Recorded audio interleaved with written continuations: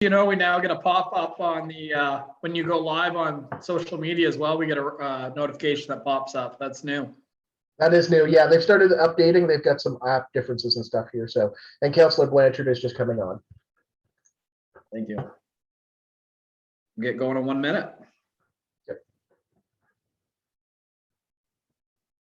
Your worship, were you going to touch on the dedication ceremony at all after the meeting starts? Can I speak on it really Absolutely. quick? Just so you know, we now get a pop-up on the, you can speak to it. Live on social media as well. We get a notification that pops up. That's If somebody is watching Facebook, Whoever watching the Facebook feed, mute it. gonna say, I have to hear myself twice. No. So council, the new bird platform, if you haven't seen it, along the Van Horn Trail close to Water Street, we had a small ceremony today with the family.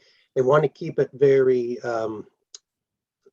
small, so we didn't put a general invite to everybody, but they were delighted with the structure and with the plaque. And we had pretty good turnout for trying to keep it small. There's probably 20-25 people there. So shortest meeting we're going to be at today, there was only about 15 to 20 minutes and we're out of there. So thank the deputy mayor who spoke for a few minutes, and the mayor and Paul for both who were present for the ceremony. Your worship, it's now 6:30. All right, thank you for that update, Mr. Spear. We'll call this meeting to order. This is the special meeting of council for Monday, August 9th, here at 6:30, taking place on Zoom and streaming through Facebook. Any questions to council regarding this meeting can be emailed at any time to our clerk, Paul Nopper, and his email is pnopper being NOPPER, at townofstandrews.ca, and Saint and St. Andrews is actually just ST. All right, let's get into the recording of attendance. I note that all members of council are in attendance with exception of Councillor Gumashell. When we get into the approval of the agenda, I'll be looking for a mover. And I see Councillor Hurdle and seconded by Councillor Heenan. Any changes, alterations, concerns regarding the agenda this evening? All right, seeing none. So at this point, I'll call the question. So all those in favor of approving the agenda, please signify by saying aye. And that is everybody, and the agenda has been approved. At this point, we'll get into disclosure of conflict of interest. Is there any disclosures that any member of council would like to state at this time? Seeing none. At this point, we're jumping through from presentations. There is none, but there is some motions that we are going to jump into. So introduction, consideration, and passing of bylaws in motion. At this point, we're consistent. We will kick off with Deputy Mayor Akagi. Thank you, Your Worship. My one is FA 210805, and it's a motion to change the date of the September regular council meeting. So the background is this: under bylaw 16-03, procedural bylaw for the organization and operation of the council of the town of St. Andrews, a motion by council is needed to change the September regular council meeting date from Tuesday, September the 7th, 2021 to Wednesday, September the 8th, 2021. The request date change is to ensure that the town has the technical support of CHCO TV for the first in-person meeting since the dropping of the COVID-19 mandatory orders. Staff will ensure that the change in date for the meeting will be advertised to the public. So the motion is this: that council moves the regular meeting of council for September 2021 to Wednesday, September 8th, 2021. And I so move this, Your Worship. Thank you very much, Deputy Mayor. Could I have a seconder for that motion? All right, Councillor Hurdle. All right, discussion. Any debate on this one? Even we work around bingo, it seems. All those, all right, this time I'll call the question. All those in favor of the motion, please signify by saying aye. Aye. All right, that has been officially changed. At this point, we'll jump over to the public safety portfolio with Councillor Neal. Thank you, Your Worship. This is reference number PS 210705 dated August 4th. It is amendment number A-2 to bylaw 18-01, a bylaw to regulate vehicular traffic in the town of St. Andrews, third and final reading. Background reads, in June of 2020, amendment A-1 to bylaw 18-01 was passed, which changed the penalty fee structure to administrative penalties to section 19. Since then, staff and council have received several complaints regarding the fine levels that have a range from $150 to $500. Staff has conducted a review of fines from across the province, from large cities to small communities, and is proposing the fine levels be modified as per the attached amendment. With the fine schedule updated, a change to section 7 wording should include yellow painted areas marked as no parking. The first reading was July 26, 2021. Second reading, August 3rd, 2021. And the motion reads that council grant leave for third and final reading of amendment number A-2 to bylaw 18-01, a bylaw to regulate vehicular traffic in the town of St. Andrews. And I will so move this. Thank you very much, Councillor Neal. Seconder. I see Councillor Blanchard. All right, so we've obviously gone through the previous two readings. Any discussion, debate on this one before we take it to the call for the question, then go to third reading? Seeing none, okay, all in favor of going to third reading and this approving this motion, please signify by saying aye. That is everybody, so I will read it for the third and final time. This is amendment number A-2 to bylaw 18-01, a bylaw to regulate vehicular traffic in the town of St. Andrews, being enacted by the council of the town of St. Andrews that bylaw 18-01, a bylaw to regulate vehicular traffic in the town of St. Andrews, is hereby amended as follows. Number 1, delete section 2.1, schedule amendments and substitute with the following.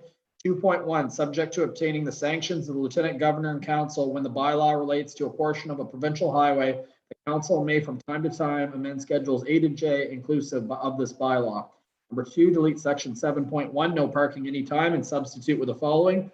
7.1, no person shall park a vehicle on the side and between the limits of the streets designated in Schedule B or in areas identified by the yellow painted as no parking areas. Number 3, delete section 19.3 and substitute with the following. 19.3, administration penalty for a contravention of this bylaw shall be as shown on Schedule J, administrative penalty schedules and fine.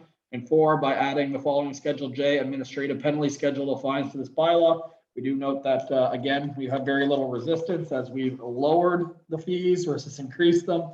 So this was read the first time on the 26th of July of 2021. It was read the third day of August of 2021. And now it has been read and enacted on this 9th day of August of 2021. Thank you, Council, for bearing with me. We'll jump back over at this time. So we are actually at number 3, which is in the motion. It's actually the discussion on housing developments in the town of St. Andrews. And at this time, I believe that there will be a presentation, if I'm not right, Mr. Spear, by Mr. Gopin. Is that correct? At this point, I will pass the floor over to Mr. Gopin. Thank you very much for, as always, joining us. Thank you, Your Worship, as always, for having me. So yeah, I will share my screen now, which will hopefully come up with the presentation.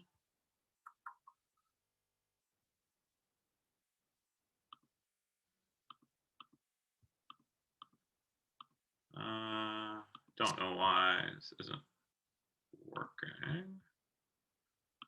There we go. We do see your screen, Xander. Is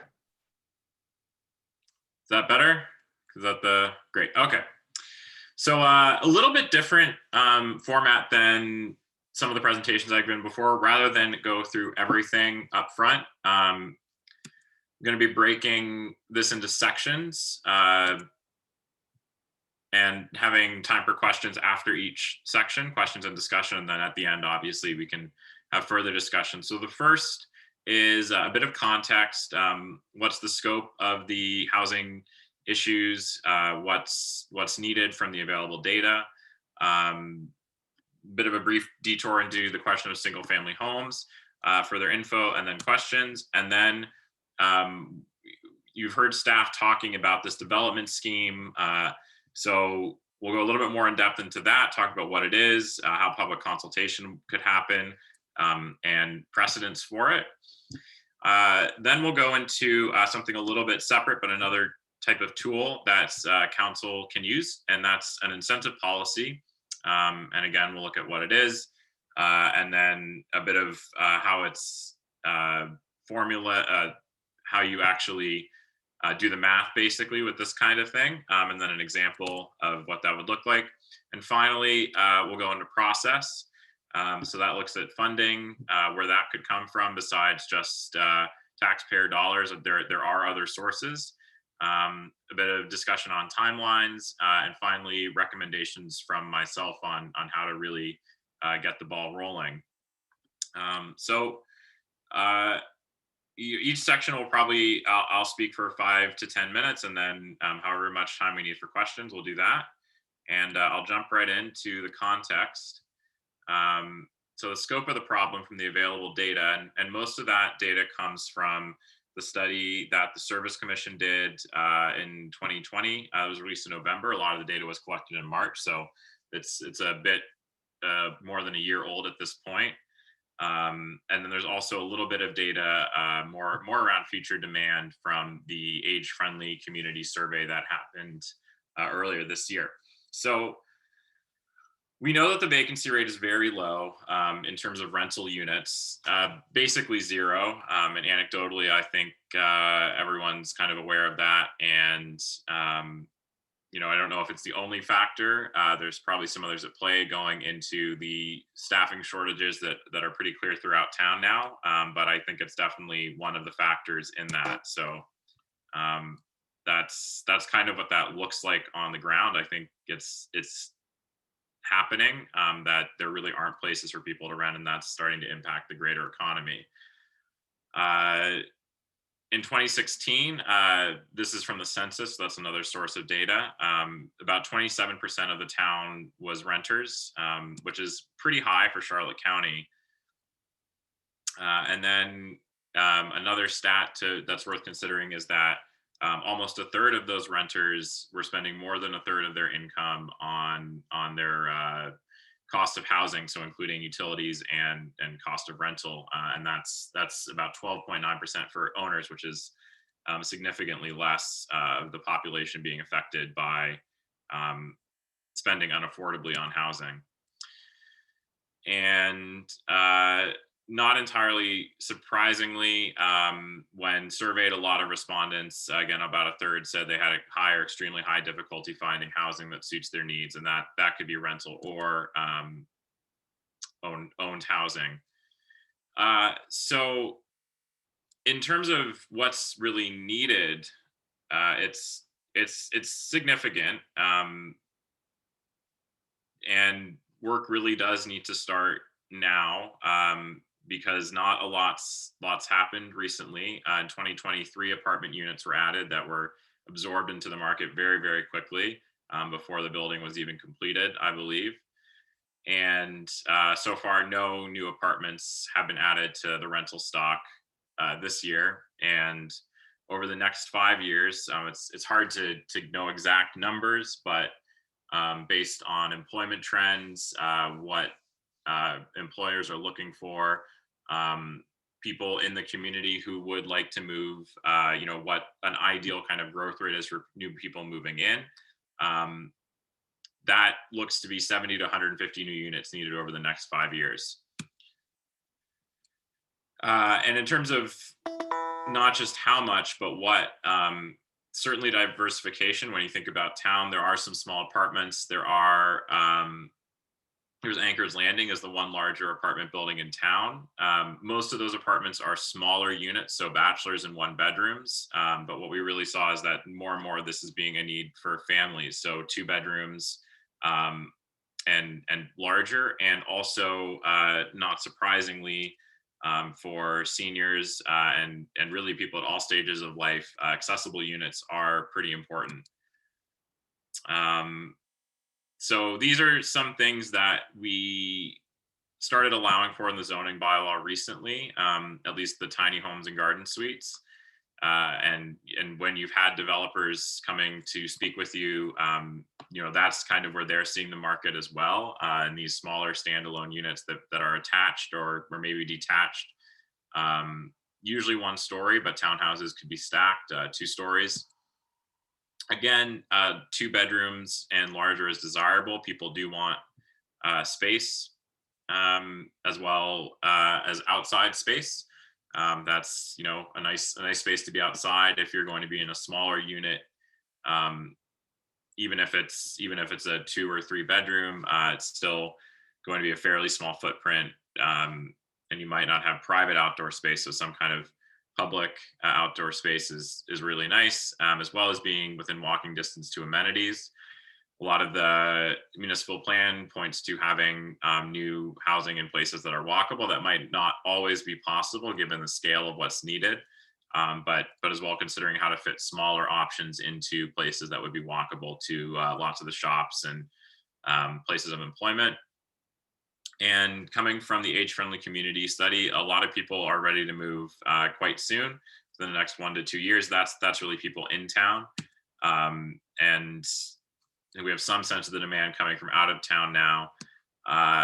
In terms of price, people are looking for what I would say is extremely affordable for St. Andrews right now. I don't know if there are any homes on the market for that price. And the monthly rental is a pretty wide range. And I think you want units across that range. I think that's a good indication that there are people who have more disposable income and would like to spend it on housing, but they just don't want to own a place. So that leads to the need for higher end rentals as well as more affordable rentals. And briefly, just to touch on the topic of single family homes, because there are still people who will want to move to town and build, you know, standalone single family homes. So is that something the town should be involved in facilitating? Well, some things to consider about that are when you think about the cost of servicing, the cost of new roads, future maintenance, and you look at the return on investment, basically what you get from property taxes, you get other things as well, intangible benefits from new people moving to town in whatever way, but you do need to think about costs. And so, for example, looking at an apartment building like Anchor's Landing, it's assessed at $2.7 million by the province. And the tax levy is that I believe is split between the province and the town is $72,000. And that's about 25% of that assessed value. Now, when you look at a single family home in the plat, that's assessed at $260,000. When you look at the tax levy, you get about $3,500, again, split between the province and the town, and that's only about 13% of the value. So you're doubling the value percentage-wise and also in just pure assessed value when you see multifamily homes. And there actually isn't a huge amount of difference in servicing costs. So CBCL put together 2 different servicing plans for either on town-owned property near the Bar Road, what would 20 single-family homes cost to service, and what would close to 75, 100 units of rental housing cost to service. And the costs don't change very much. In either case, you're looking at about $2 million. It does go up a little bit with more density, but not significantly, and certainly not when you would crunch the numbers, it would be very much worth it. So that's not to say there is no demand for single family homes.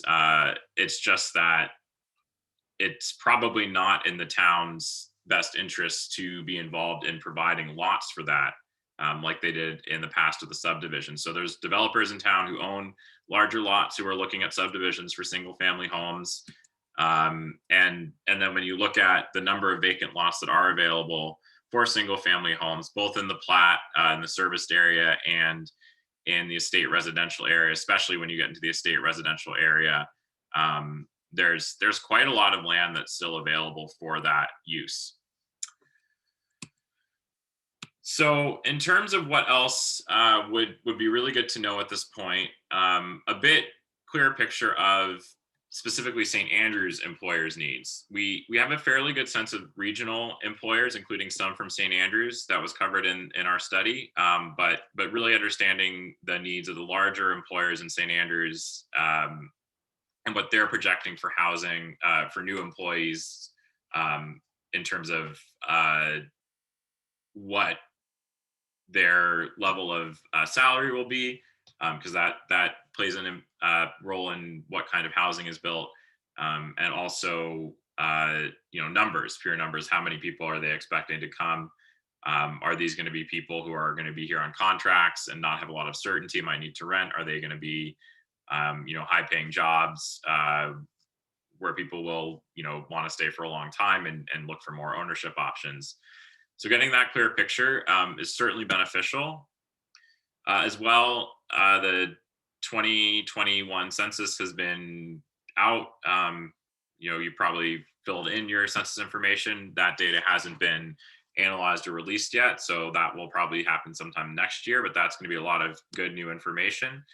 And we are working to update the vacancy rate in that study. That's one of the most important aspects of understanding the pulse of the market. It's also really important for getting financing. Banks, government agencies, they all want to see that there is a real demand for housing and it can't just be anecdotal. So that's the context section. So if there are any questions, I'll turn it back over to the mayor to open the floor for that. Thank you, Mr. Gopin. Appreciate it. At this point, we're looking for any questions from council. I can't see everybody, but I can see Councillor Heenan's hand. It's a side screen view here. Just one quick question. You mentioned Anchor's Landing, and you were saying that some of it is like 1 bedroom and some of it is bachelor, if I'm not mistaken. I just wanted to know, and I do believe I know the answer, but it's an adult building only, isn't it? 55 and above is how they're renting to people. Is that true? I don't know, Alexander. So what I know, first of all, I wasn't speaking specifically about that building. Okay, sorry. That is the majority of, to be frank, that's the majority of rental units in the town, because I think they have 36 or so. So that's at least a third of the rental units in town, roughly. But I do think they are smaller units generally. In terms of your question, while it's sort of marketed as a seniors building to 55 plus, that's not something that's in zoning, and we don't really deal with that in zoning. And from what I understand, while buildings can market themselves that way, if they were to actually not allow people of a certain age in, that would be a form of discrimination. And I think specifically in that case, that building does rent to, they are open to renting to people under 55. I have heard of some cases, and I know some of the seniors apartment buildings in St. Stephen, for example, they'll rent to people younger. I think there might be, they don't want to necessarily have like young kids running around, but I've seen them rent to other people. Thank you. Any other questions from council? Just I'll let you speak up since I can't see everybody at once. I have a lot more questions, but I'll save it for other sections that are more relevant towards it. Sure. Cool. Sorry, I just got run through all this again. Your worship, just to add, he had made a statement, or Sander made a statement earlier about single family units. And I guess to be clear, what he means is from a fiscal standpoint, it's probably the most inefficient type of unit to have for the town. It doesn't speak to what the need might be. It's just that if you can envision, you could have like a very extreme example of 50 apartment building sky rise with a value needing the same services in one lot that you might have 2 or 3 homes. So from a fiscal standpoint, it's so much better to build, encourage dense and multiple residential units. Yeah, thank you for that. I guess the only thing that jumps out is those numbers on the tax levy. It's assuming Anchor's Landing was one it gave reference to. That's double taxed, and then the single family home is probably just the primary tax. Is that safe to say? Because in reality, even though that tax levy percentage is higher, 3/4 of that is going to the province. The municipality only gets 1/4. But that being said, I concur with Mr. Gopin. If you look at lots that are in the community, I'll use my street for an example. Is there's several lots that are available right now where people can purchase them and develop, single family homes. However, right now in the town of St. Andrews, if you're looking to get a new apartment, it's not an option outside of a few locations. So I think if you're looking at the municipality using its land to service the community, there's no question about it. I think that we need to diversify our housing, whether that be apartments, townhouses, whatever. And I don't think I'm alone on that view. I think that there's still lots of opportunity. It doesn't mean it's endless, but there is opportunity to build a single family home in our community. Right now, in my mind, there's not a good opportunity to build an apartment building or townhouses just due to the zoning requirements. Okay, thank you for that. And I'll jump back into the presentation, and we'll look at a tool that how can council really control the development that happens on their land while not necessarily doing it themselves, being kind of acting as the developer, general contractor, all that. So there's a tool called the Development Scheme Bylaw. It's a bylaw under the Community Planning Act, and you can basically think of it as it has policies like a municipal plan, but then it also has zone standards, or it has standards in it around could be setbacks, height, land uses that are allowed. So you could specify apartment buildings or townhouses or garden homes.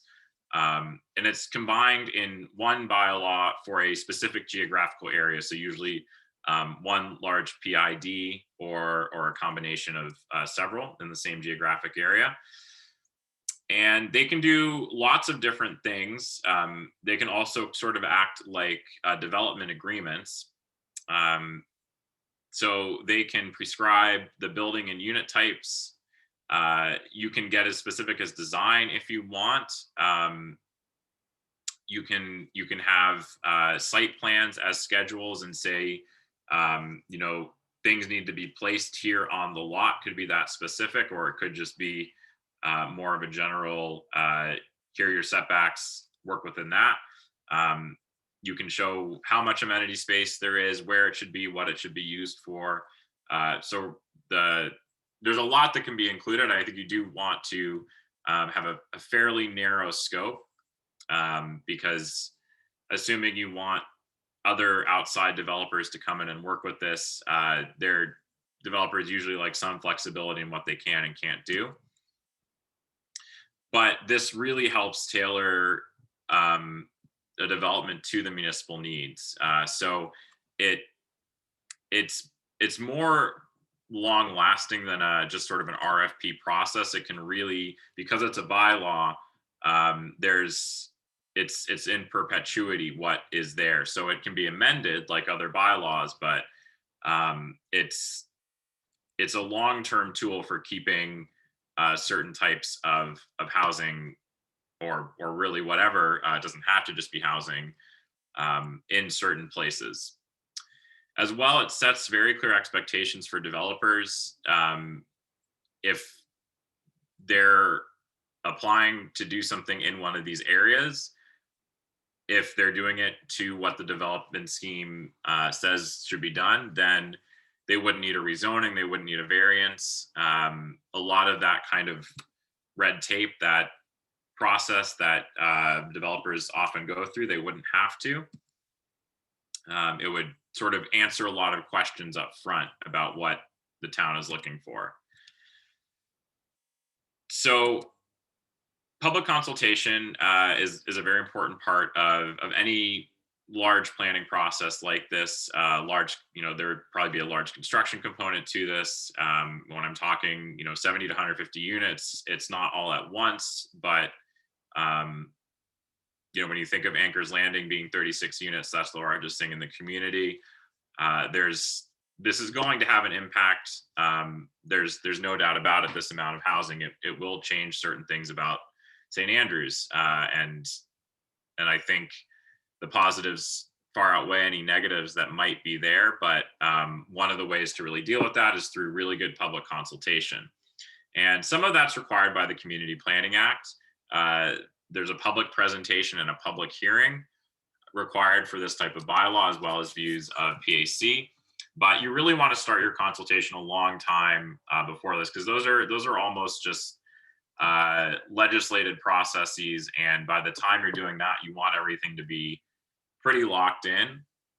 So starting consultation really long before that, you can determine some of the aspects of the development scheme itself.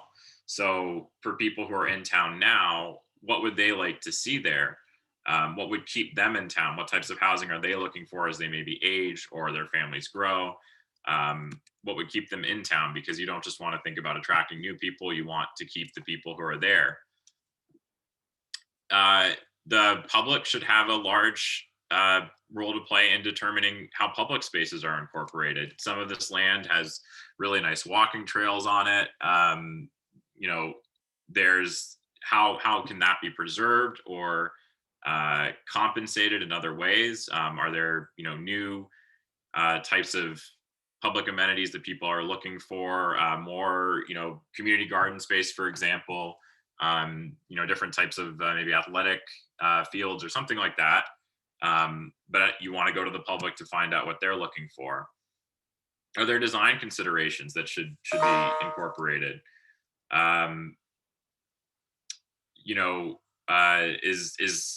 Would a sort of historical heritage feel be really important for this area of town? Maybe it would be, maybe it wouldn't be, but those things can be included. So having one, two, several maybe open houses with some online components as well, where concepts and potential designs could be presented to the community. There could be, sort of polling exercises using stickies. People could submit feedback in multiple different ways. And this could really help staff start to narrow down what, beyond what the need is, which is pretty clear. What form does that addressing of the need take? And that could also include for people who aren't able to come. Many residents in town are not year-round residents. There could be paper and online surveying as well. So looking at precedent for this, there's actually a great precedent in St. Andrews. There was a development scheme, bylaw still is. It's still, as far as I can tell, it's still in effect. Municipally owned land at the time. I guess Langmaid Park still is down here, but where the townhouses are, there's, I think, a 13-unit apartment building for students here. All this area was owned by the town, and in part of the selling off of that, they had very specific needs at the time, and they wanted townhouses, so they specified that, as well as a multi-unit building. So that's what's there now, and those are the only townhouses that exist in town, and I think there's always high demand for them when there's turnover. They included lot standards in that. It's interesting to note, from my point of view, that some of those lot standards are less stringent than current zoning in terms of parking and frontage requirements for townhouses. It's not super relevant to this discussion, but I always notice things like that. As well, in that development scheme, there were timing and phasing. So the way that the properties would be developed, for example, if Langmaid Park was to be developed with townhouses, you would start on the western side and move easternly. And I think for the ones up here, it was you start on the south and move north. But a way to sort of phase development a logical way, you can include that in your development scheme as well. So a really cool example, and I think it's just sort of there now. People don't think too much about this development being in town or how it came to be, but it was an active will of council at that time for this to be what happened there, and now that's what's there. So that's the development scheme, and again, I'll stop and turn it back over to the mayor to open the floor. Thank you, Mr. Gopin. So as far as the development scheme, obviously consultation is a heavy part of it. So one of the things that council has put as a priority that we need to handle in the near future is actually setting our targets of what we want to achieve for housing. So would you see that being one and the same, where we have the consultation, we find the need, and then we set the targets, like specifically what type of housing we're looking for and how many we're hoping to accomplish as a council? So the development scheme is for a specific location, and I think what has been talked about as one of the potential locations for this is the land sort of behind the subdivision, further sort of between Bar Road and I guess where Champlain sort of stops. That being said, if you're going to consult, why not get a better picture of what the broader housing needs are? So hopefully get a clear picture of what people are looking for there. But I think a lot of the information you would get through that would be quite relevant for other locations in town as well, and could help inform that overall strategy, as well as looking at a specific geographic area. And when you do the legislated, the public presentation, the public hearing, those are really for that specific area. Okay, and just on that, so council was, I guess you could say, debating or considering doing a call for proposals for a couple. They're looking at a couple different parcels of town land. Do you think that a call, like a development scheme, says specifically what we want, or do you think that putting it out there, having a more open kind of minded concept where developers can tell us what they're thinking? Right now in the current market, the fact we're in rural New Brunswick, do you think that there'd be greater opportunity doing the call for proposals, or would developers be more attracted to say this is exactly what they need and they've got everything lined up where it's it's conforming with zoning, everything like that, so it should be an easier process? What do you feel is a more attractive offer for a developer, because they are kind of two different things, one's specific and one's tell us what you want to accomplish, right? So yeah, that's a really good question. I think you're going to find there are different developers who might want one thing and different developers who might want another. So you've been presented with proposals from developers, and some of them are very specific, and then other times you have a more general sort of and oftentimes these might not get to council, but staff have conversations with developers where they're saying, we really don't know what exactly to do. We have land and we want to do something with it. Or, we know that the town needs housing and we want to do something, but what is needed? And the development scheme definitely puts some of that up front. So I think they also go hand in hand. When I get to the timeline, you'll see that the RFP process would also probably be part of the development scheme bylaw sort of process as well. And I think, if you look at the last development scheme that I was mentioning, it was not very specific. It basically said, we want this many units, or, this range of units of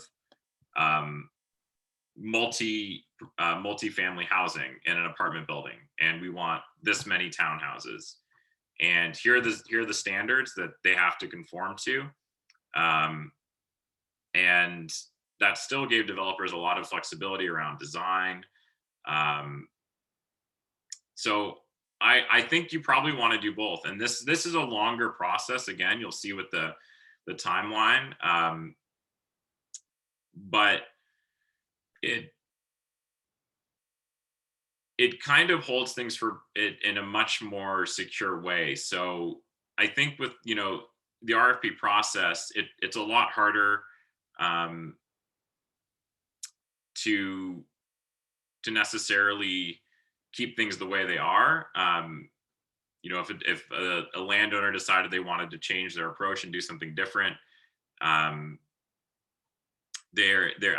think, you know, there might be some legal recourse if there was a signed contract, but it's sometimes it's really nice to have that as well as kind of a bylaw approach as well. So you're enforcing a bylaw as well as potentially taking legal action if certain things aren't met. So I think both approaches work together, and for some areas, especially when you have developers who are approaching you now and saying we want to do something right now, you don't want to say, you know, well, hold up, we gotta, you know, create a new bylaw, which in some cases you might end up doing for a rezoning anyways. And looking at Anchor's Landing, that zone, the MR2 zone, was basically created just for Anchor's Landing. There was a development agreement. So in some ways it did a lot of the same things that the development scheme bylaw would do, but maybe not done in the most efficient or methodical way at the time. So again, I think they're both good options that work together. And for some areas where you maybe want to put a little bit more thought into, there's more of a need for servicing maybe, look at the development scheme bylaw. And for areas that are sort of more readily apparent, easy to develop, that faster RFP process might make more sense. Sounds good. So I guess to put it in perspective of what council's facing is, we know we have at least one developer, if not more. We know definitely one developer that's looking to get shovels in the ground ASAP, could start building as early as the spring if we make it possible. So we know that we have a major housing shortage, especially for rentals. So would you, maybe you can't give this, but in my mind, I don't see why we don't use a parcel of land for the call for proposals, because doing this development scheme is going to take some time. And I don't want those developers to keep saying, we got to develop this, we got to develop this. And meanwhile, they're investing in every other community versus we know we have a shortage right now. We know no matter if we put another apartment building or townhouses, we know they're going to rent. So in my mind, what I'm almost thinking, and again, council weigh in here, I'll stop after this, but I think we put the call for proposals out, we get one project underway right away. We have a demand. We know that no matter what we find, we know we need this. And then we could use another parcel of land to specifically address other gaps that are not addressed in the community with the development scheme bylaw. And meanwhile, we'll get some development underway and then we can concentrate on specific needs after that, because I don't think a developer, this is great. We need to do it, but I don't think a developer right now wants to hear that we have a 3 or 4 month process to figure out what we need. I think what we really have to do as a community right now, the major shortage and the fact that people are looking to live here, we have employee shortages. There's so many reasons that, like, maybe I'm just too gung-ho, and council, correct me. I think we need to get a project under the way in a very big hurry, and then we can be more specific in the future, because I'm really in the belief if it's an apartment, townhouse, row housing, whatever we build, I guarantee you it's going to be rented in this community right now, just on the demand. Your worship, can I just jump in? Yep. I agree with you 100%. I recognize that consultation is a valuable thing. I just would throw out there, I think we already have an awful lot of information, given the 2 studies, the housing studies that have been done, and that have both been cited by Mr. Goppin during his presentation. So I definitely think we're not walking into this blind. And like you said, I think I won't say whatever we throw out there will be rented out. There's been a number of different needs have already been identified in terms of the types of housing that are available to us. The fact that we have essentially one developer looking to meet one of those needs right immediately, I think that is, to me personally, I think that's something we need to act on sooner than later. But certainly a call for proposals to me is in order, to give everyone an opportunity, but recognizing that, certainly I think it's a good idea to have that development scheme to, like saying, reduce sort of the red tape, I guess, for future developers. But I think we do have a lot of information already that we can act upon, and I think act in good faith on. Though I do like what Mr. Goppin said about additional consultation on, green spaces, how to incorporate, existing ones, and with development, how do we sort of, move around that, and some of those types of things. Other issues like, recreational areas, facilities, what have you. I think all those things would be valuable information that we could gain from a broader consultation on development. But I do think on housing in particular, I think we do have information available to us, and I'd like to see us sort of start to move forward on some of that stuff. Thanks. Thank you. Yeah, okay, that's great. So any other member of council? I see Councillor Heenan. Your worship, I do agree with Councillor Blanchard very much. I think we are at a stage of an emergency right now. I don't think we can afford the time for 6 or 8 months to get something through a development process. I believe in the request for development. I absolutely do. But I think we need, like a pressure cooker, we need something to take the pressure off. And I believe that the presentation that was given to council has a lot of potential here. And I agree with you, your worship, that whatever is built will be used. And it used to be years ago, we build it, they'll come. Well, that kind of has gone out of the way these days. However, I see it coming back to light in St. Andrews. If we build it, they'll come. So I support moving quickly on this. Thank you, your worship. Thank you. So what I'm hearing through Councillor Blanchard yourself is there's an opportunity to do both, but we know that there's demand right now, assuming it's a good quality build, and we look at the data that we have with our 2 studies that are even enclosed in this package. I think we can make a pretty educated decision on that the community needs it or not. I really think we're at that point, especially when you look at the vacancy rate. But I do think that the development scheme, again, is very attractive. Let's call it what it is. St. Andrews is known as a town that is hard to develop in. So by really spending that time as a council ahead of time, proactively showing a roadmap of how people can develop in our community, it makes it that much more attractive, where maybe instead of 1 or 2 developers, we have 5 or 6 looking at doing projects. And then that's what makes it a more competitive market. I guess my question to Mr. Gopin is, what's the first stages of getting this particular bylaw off the ground? Is it the consultation, or what's your thoughts on, versus us, getting direction from council? What can we do in the meantime of, if we're looking at doing a request for proposals on a piece of land, what can we do in the background to keep this moving for you? Your worship, sorry, just to interrupt, but Councillor Hurdle's had his hand up to speak. Oh, sorry. So maybe. Can't see everybody. Go ahead, Councillor Hurdle. No, I know it's hard to see. I was going to jump in, but you asked a great question, so I didn't want to interrupt. But I just did want to somewhat echo the points that have been made to hear when we're talking about both. And I think this presentation is also timely on the day that saw the release of a very sobering intergovernmental report on climate change as well. It's an important reminder, I think, that housing, land use, and transportation are all climate policy. So when we're talking about this kind of development scheme, we're also talking about climate policy too. And I just wanted to throw that in there, but I agree with what's been said at this point that, we've got to move fast at this point. So I just wanted to add that as well. Thank you. Appreciate it. So I guess back to Mr. Gopin about what can we do as a council to support you to get this process going with of course, Mr. Spear and Mr. Knopper.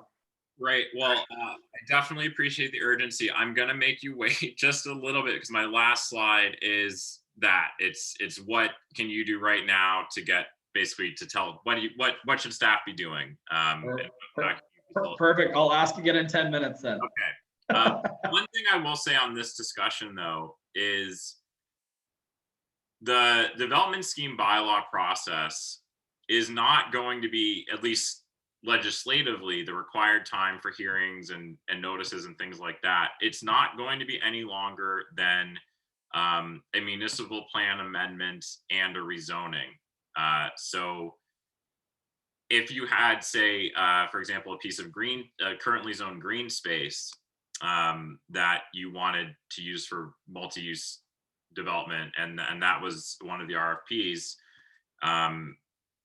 that's going to have to go through a municipal plan amendment as well as a rezoning, because it's not just moving from one residential category to another. It's a different land use designation. So that's something to keep in mind if that's going to have to happen anyways. And then maybe that piece of land, that zone doesn't exactly work, and there has to be a variance as well. The development scheme could be a little bit more flexible and head off the need for a variance at the same time as dealing with municipal plan amendment and rezoning. So I'll just put that out there as something to consider. And I'm not sure with the RFP process what's out there yet, what land that's for. So If I just want to touch to your worship, just to remind council too, that if the RFP, once it's issued and decided, doesn't mean it's the end of the game, that there still has to be potentially rezonings and things that go through and development agreement.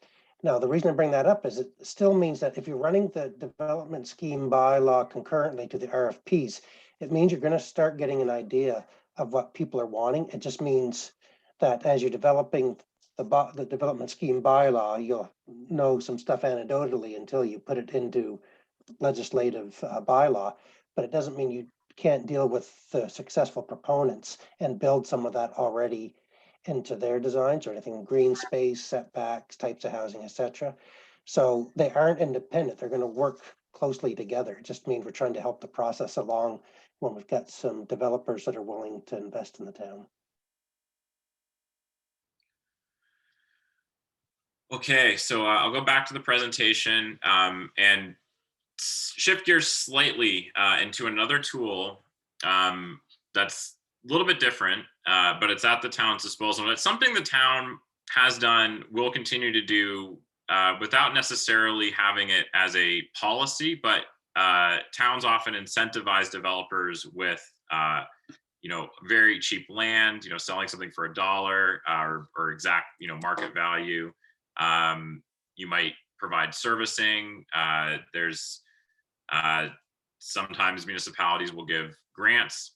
So staff with the town have been trying to figure out how both to sort of have that be clearer, how to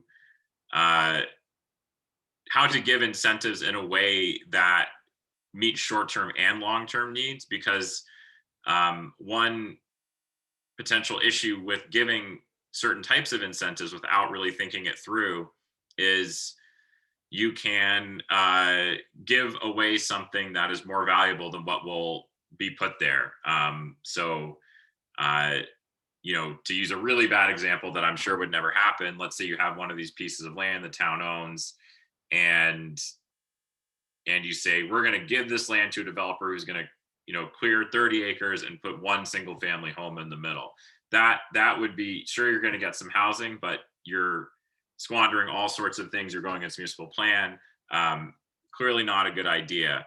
But when you start moving away from kind of outlandish examples, it does get a little bit murkier. It gets harder to make those decisions. So having a policy,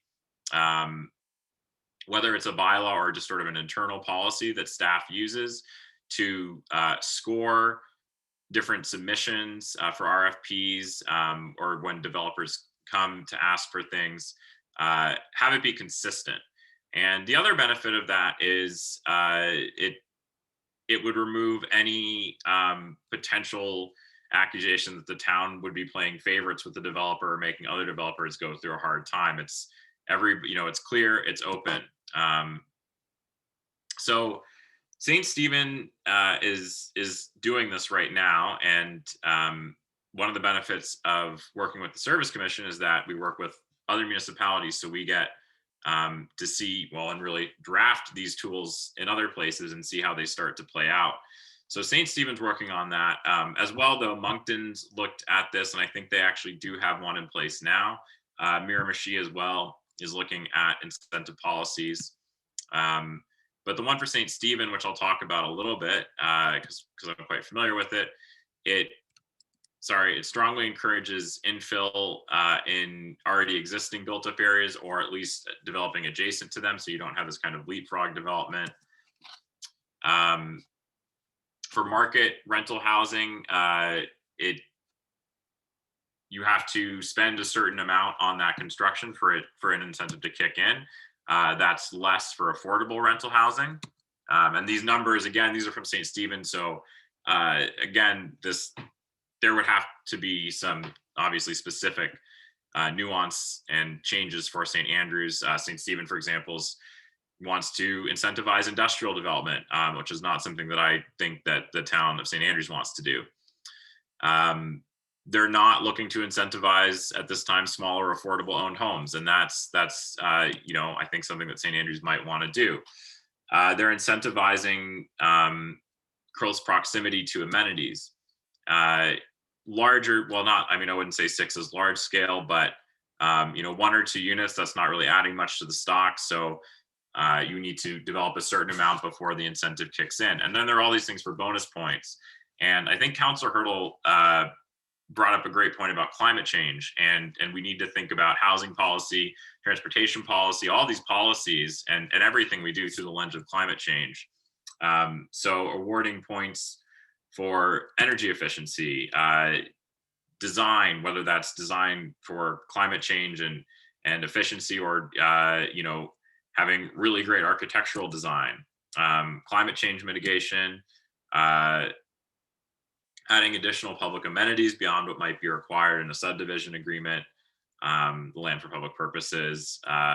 So there's you can sort of see how, you know, you can start weighing different things and assign points to different criteria. And you actually have a formula for how to do this.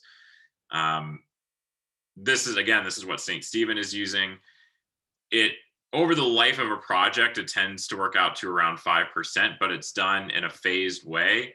And I'm not going to get into the formula because it's math, and I'm not very good at math, to be honest. But people who are better at math than I am have been working on this, and it's been sort of at least run through the St. Stephen mill of how would this play out in terms of, here's how much incentive you're giving, but here's how much you're getting back. And it's still being seen as a very good return on investment for the town. So it starts with, you know, this is a 20-unit apartment building valued at $1 million worth of construction. So it gets, I think if you qualify, you get 1% of the construction value. And then you get 0.5% for each bonus point, but you could weigh those differently. And then, so over 10 years, this is how much incentive the project gets. You can go above and beyond with development agreements. This doesn't say this is all you can do, but it gives, I think, a really nice, clear message to developers about what the town is willing to do. It's transparent. It removes the need for some negotiation. And I think is also something that the town should consider. And this could be this could happen at the same time that everything else is happening. If it's done as a bylaw, you know, it needs 3 readings. If it's just a policy, it could be agreed to by resolution. So it could be in place fairly quickly. And I'll leave that with your worship for any questions on the incentive policy idea. Questions to council? I'm making assumptions, but the incentive that we seem to have as our greatest resource right now is the town land.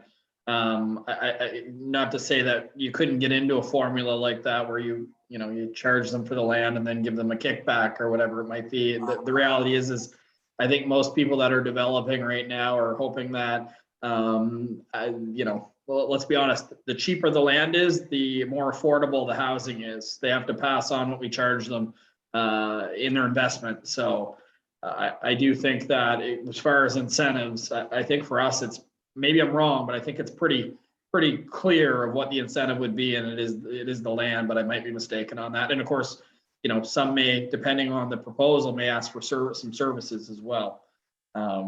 But those are the two asks that I think are most common. Any other member of council want to add in though? Okay, seeing none on this one. I see Councilor Can I Blanchard. speak just for a moment on this? Yep. I guess it was really myself that pushed forward this idea of incentives. And while you're not completely wrong about what we have to offer, there is actually multiple developers that are looking at private land developments that may be interested in some of this. And part of my concern was we had to have something to measure apples to apples. And so you're right. And so the question is, let's say we use a similar formula to like that. So does that mean that we say that for a developer, okay, in lieu of cash, we're going to just say you get free land, but for a private developer that's put their land, do we give them cash incentives like the St. Stephen example?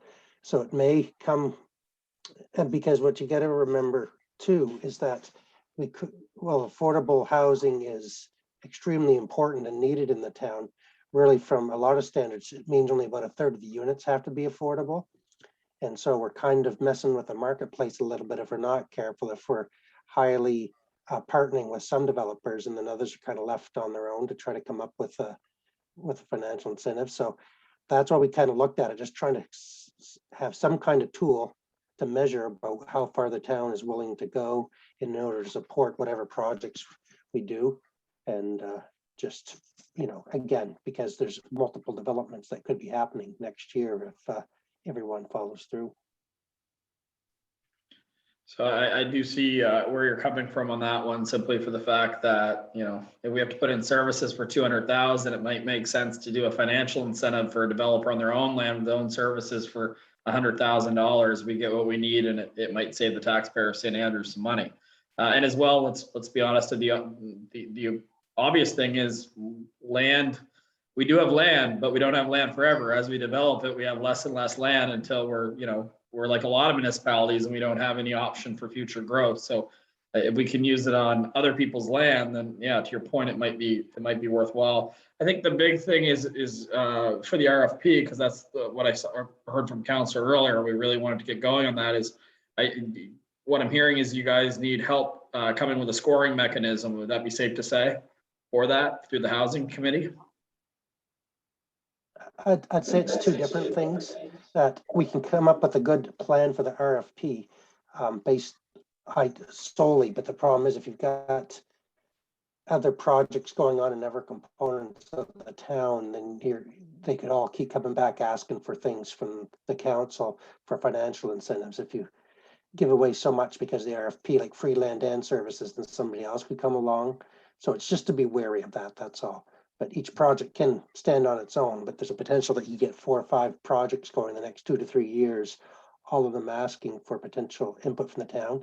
So if the first project to get out of the ground is given free land and services worth $300,000, and that's a pretty high precedent to move forward on. So I just wanted to bring that to your attention more than anything, that we have to be considerate of that moving forward. Fair enough. Any other members of council? Okay, you see Councilor Blanchard's hand, I believe.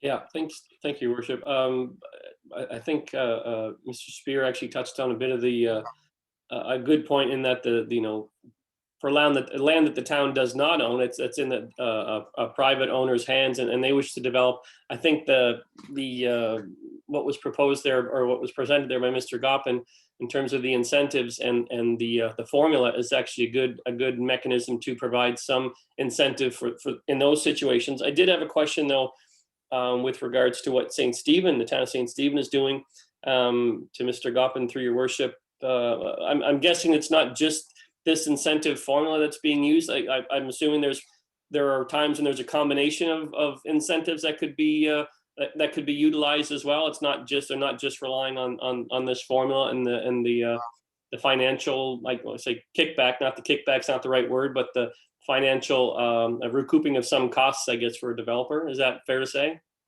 Yeah, that's definitely fair to say. And also this is at first reading in St. Stephen, so it's not something that they have really had too much of a chance to play with on the ground. They, like other municipalities, have in the past given incentives that perhaps they, in hindsight, wish maybe they hadn't, at least to the degree that they had.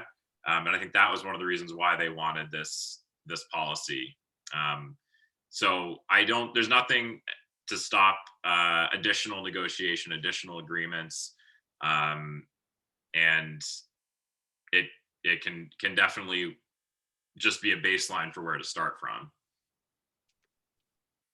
And I'd just like to mention, your worship, just for the sake of the new council, is that councils or municipalities can't give incentives as far as direct reduction in property taxes and water rates. That's illegal under the Local Governance Act. And so this type of incentive package that St. Stephen and others are working on kind of as a way to address that and give the developers an upfront knowledge of what is available. And if they want to ask for more, certainly they can, but they kind of know at least what the baseline is going forward. Is there any way that we can encompass a call for proposals with private land as well? Like I know it's so general, but like we're obviously looking to use town land, but if a private developer has land and they want to do a project and talk about it, is an option to encompass them both. Like I know it's very broad, but we're at a point where we're open to all ideas. So I don't know if we can encompass it where a developer says, I'm looking to do this. This is what I'm looking for. We personally, Mr. Spear, heard from one that wanted to get going on a multi-residential type development. I'm just wondering how many are out there, right? Because the other thing is, if we're doing an incentive program, we have to build a budget accordingly based on that, and to have a blanket wide open one without knowing what the opportunities are, it's tough to determine the amount because you want to treat everyone equally. But the town can't afford to maybe fund 10 of them, right? Like it's a little bit of that's the tough place that we're at. But just as from St. Stephen's perspective, your worship, I just did the math really fast. And like the year one incentive is relatively close. It's within probably 10% of what their property tax bill would have been on a $1 million project, for instance. Yep. And so the idea is they're going to make the value that increases the property taxes is going to go back as an incentive, not directly, it's by formula. And so they're not going to go behind. It just means they're not going to go ahead as quick as they would have if they didn't have to provide the incentive, if you know what I mean. So the increase in the overall assessment is going to pay for it. So year 7, you're collecting almost half. I know you're getting it all because you can't give it, but in year 7, you're technically giving half back and keeping half at that point. Would that be safe to say, roughly?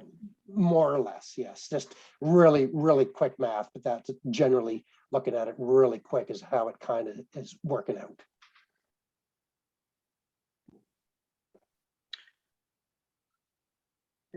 So I guess my point being is that if we let's just say, stealing the St. Stephen's example, if we changed our name and put ours on it, that it would self-pay for itself that in a decade, because you would have increase in property tax value. So you wouldn't be taking out of current budget money, for instance. You just wouldn't be realizing as quick the future earnings of property taxes as part of the incentive.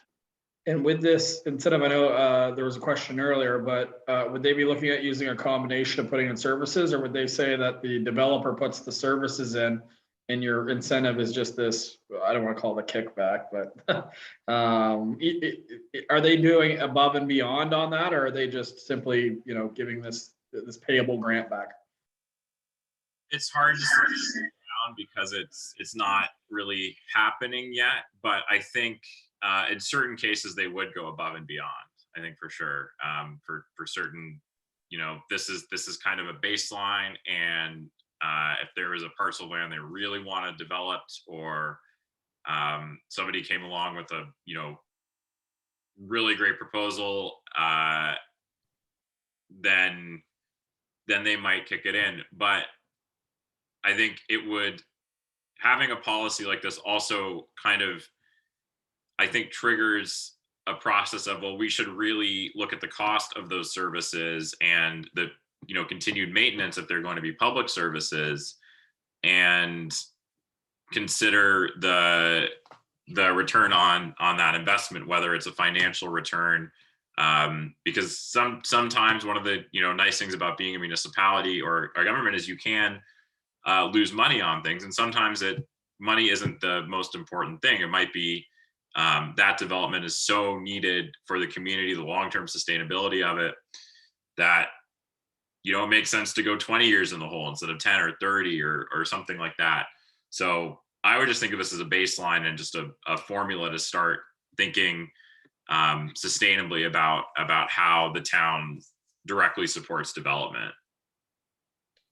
And is there a little bit of risk with this in the sense that, looking at the historic town plat and the sensitivities around the historic significance, is it possible that some developers are frustrated with the system where there's certain lots that are big enough to do something, but we're not allowing it, so they can't get the incentive, and then they see someone that has a different location all of a sudden get this incentive? Like, you see what I'm getting at? Is this going to create some conflict with what council is willing to zone and what it's not? Is there some friction that could be created by such a program? Well, one thing I didn't mention that this question is sort of getting at is one of the requirements to get an incentive through this program is that the land is zoned correctly and any variances are already taken care of. So I would say you don't even enter into a discussion around these incentives until whatever they want to do is allowed to do without question. I mean, they'll still need the building permit, and they need to meet building code, but that's not something the town can really be involved in altering in any way. So I think that's how you sort of protect against that issue is you say all that stuff you have to deal with up front. We can't give you any indication of how we support that or not. But if the land is zoned correctly and everything is, you're just sort of at the point where you need a building permit, then you're welcome. This program would apply as a baseline or something. Yeah, I guess, Your Worship, it's nice to be to have an all-inclusive tool to make it easy. You've really got to look at them as separate steps along the process. And so for developers of these big projects, they're worth jumping in through hoops for them. I mean, talking to other municipalities, most municipalities, just about all, make the developers pay for everything up front. They may offer the incentives, but they don't run services.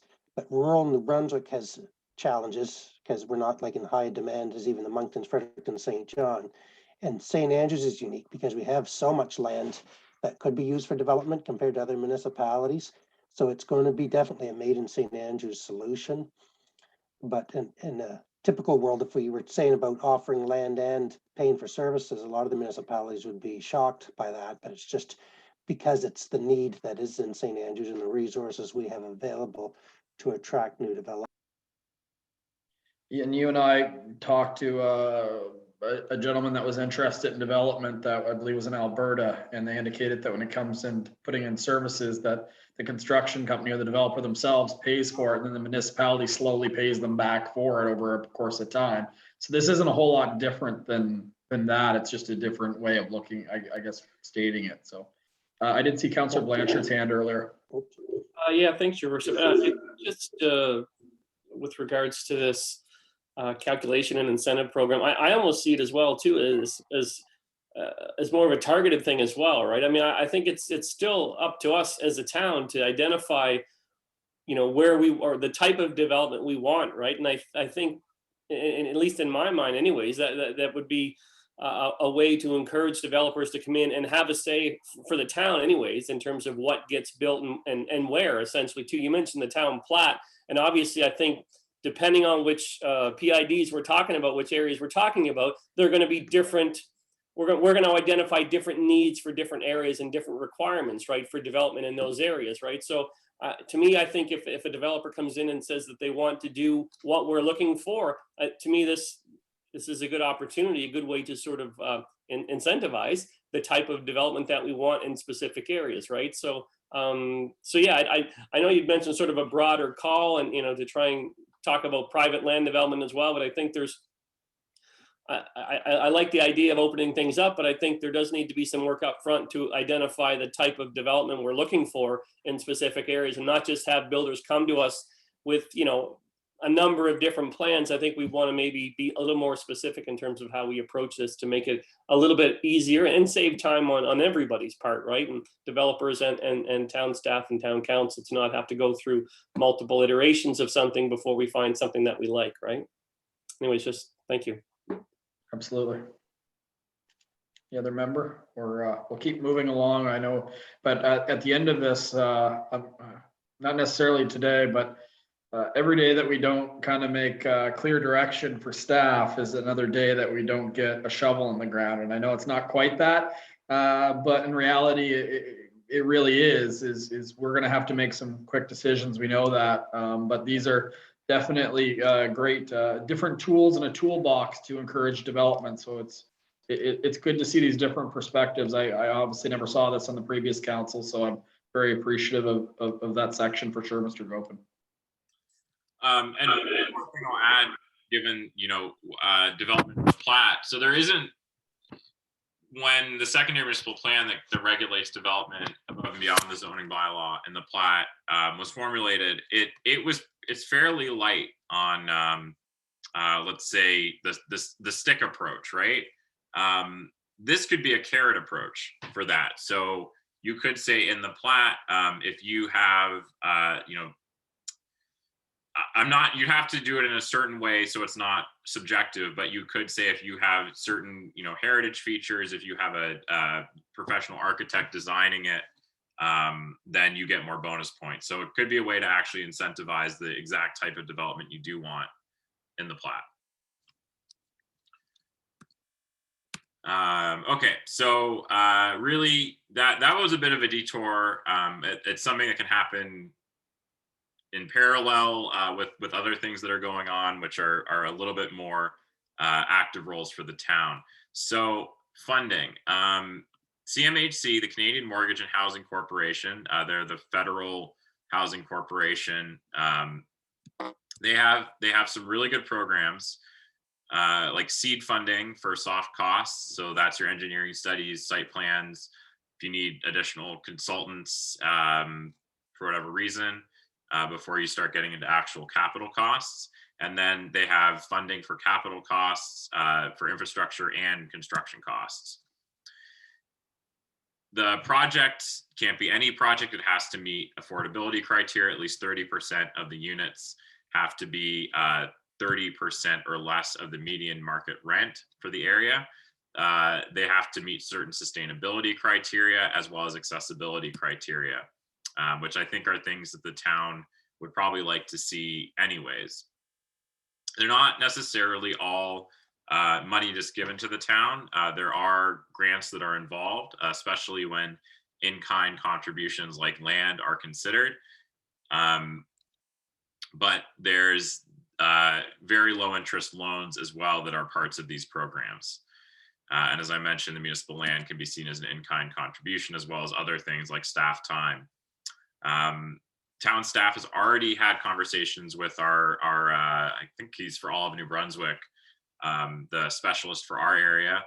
And we've talked about some of these ideas in kind of loose ways. And he's been very supportive and encouraged the town to make applications or work with private developers to make applications. A lot of the, you can't, it's pretty hard to apply as a private developer, and certain requirements are more stringent for private developers. So having a town involved can open a lot of doors.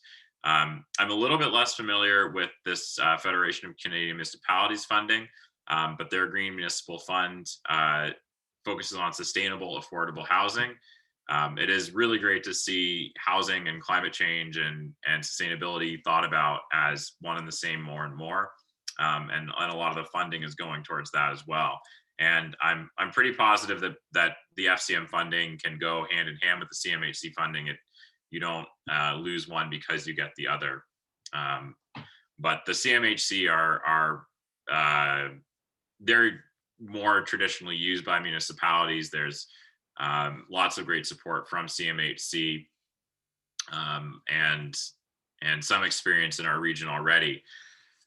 So this is a bit of a timeline chart of how this could go and the different sort of players involved. So CMHC at the top, the town, and SNBSC, although I do consider myself basically working for the town. So needs been identified, land's been identified. The initial conversation with CMHC, we've had those. We've seen a lot of positivity from them. We've put together some concept plans. CBCL has looked at those, and we've even got the servicing costs in the Class D. So not super specific, but definitely better than back of the napkin. So right now we're kind of at council buy-in, and that's part of what this presentation is about.